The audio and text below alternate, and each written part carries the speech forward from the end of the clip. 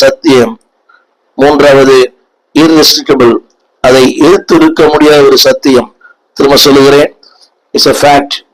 எப்படிப்பட்ட ஃபேக்ட் என்றால் indisputable, அதாவது the dispute, தவிர்க்க முடியாத, பிரிக்க முடியாத ஒரு உண்மை. இரண்டாவது indispensable, அது அன்பானவர்களே தவிர்க்க முடியாத ஒன்று. மூன்றாவது irresistible என்ற வார்த்தை, அதுவும் கூட ஏறக்குறைய ஒரே மாதிரி தான் வரும். தவிர்க்க முடியாதது, அது எதிர்க்க முடியாதது. ஒரு மூன்று காரியங்களை ஒரு பகிர்ந்து கொள்ள விரும்புகிறேன். முதலாவது indisputable, இது அநேக வாதங்கள் உண்டு, அநேக பட்டிமன்றங்கள் உண்டு. இயேசு உயிர்த்தெழவில்லை, அவர் காஷ்மீரில் இருக்கிறார், இப்படி பல பேர் சொல்லுகிற மக்கள் உண்டு. ஆனால் வார்த்தை சொல்லுகிறது, 1 கொரிந்தியர் புஸ்தகம் 15ஆம் அதிகாரம் 1ஆம் வசனம், அந்த வார்த்தை இப்படி சொல்லுகிறது, நான் உங்களுக்கு தெரியப்படுத்துகிறது என்னவென்றால் நீங்களும் அதை ஏற்றுக்கொண்டு அதிலே நிலைத்திருங்கள். அந்த வார்த்தை திரும்ப சொல்லுகிறேன், அந்த வார்த்தையினுடைய சத்தியம், நான் உங்களுக்கு தெரியப்படுத்துகிறேன். ஆவியானவர் தெரியப்படுத்துகிற சத்தியம் என்னவென்றால் கிறிஸ்துவின் உயிர்த்தெழுதல். அந்த வார்த்தை சொல்லுகிறது, அதை நீங்களும் ஏற்றுக்கொண்டு அதிலே நிலைத்திருங்கள்.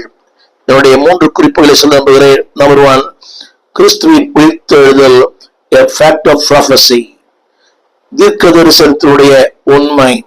இரண்டாவது a fact of history, இது சரித்திரத்தின் உண்மை. திரும்ப சொல்லுகிறேன், இயேசு உயிர்த்தெழுதல் என்பது அன்பானவர்களே தீர்க்க தரிசனங்களின் உண்மை. அவர் மரிப்பார், 3ஆம் நாள் உயிரோடு எழுந்திருப்பார். ஆண்டவரே சொன்னார், இந்த கல்லு, அதாவது இடித்து போடுங்கள், 3ஆம் நாளைக்குள்ளே அதை எழுப்புவேன்.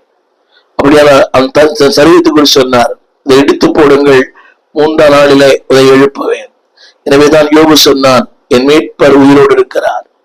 பல இந்த அனைவருடைய வார்த்தை, தீர்க்கதரிசன பல வார்த்தைகள், என்னை மறுபடியும் உயிர்ப்பிப்பார். அப்படியானால் என்னுடைய முதல் குறிப்பு is a fact of prophecy. உயிர்த்தெழுதல் என்பது தீர்க்க தரிசனத்தினுடைய அது முன்னோட்டம். 15ஆம் அதிகாரம் 4ஆம் வசனத்தை நான் வாசிக்கிறேன், நீங்கள் கவனமாய் கேட்கிறேன். அடக்கம் பண்ணப்பட்டு வேத வாக்கியம்படி 3ஆம் நாளில் உயிர்த்தெழுந்து, இந்த வார்த்தை அடக்கம் பண்ணப்படுவார், வேத வாக்கியங்களின்படி 3ஆம் நாளிலே உயிர்த்தெழுவார். வேத வாக்கியங்களின்படி இது கிறிஸ்துவின் உயிர்த்தெழுதல் அன்பாவளே தற்செயலாய் நடந்த ஒன்று அல்ல.